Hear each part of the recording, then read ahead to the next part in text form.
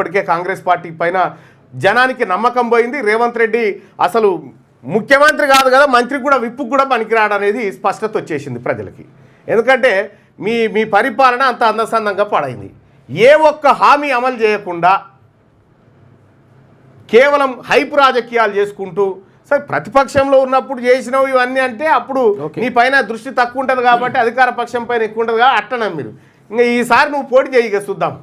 ఈసారి పోటీ చేయి. ఇప్పుడు మున్సిపల్ ఎన్నికలలో గెలవరాదు, ఇక గాయంత దాకెందుకు. మున్సిపల్ ఎన్నికలలో కాంగ్రెస్ పార్టీ పైన ప్రజల ఒపీనియన్ ఏందో 4 రోజులు అయితే బయటకు వస్తుంది కదా.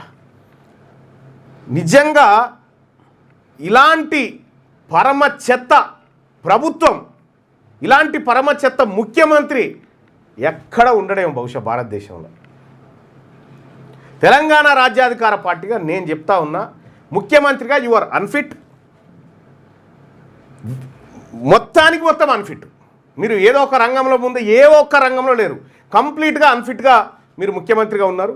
ఎందుకంటే బీసీల విషయంలో నువ్వు చేసిన నాటకం, నువ్వు ఆడిన డ్రామా, నువ్వు చేసినటువంటి దుర్మార్గం ఏదైతే ఉందో మా ప్రజల రక్తం మసులుతూ ఉంది.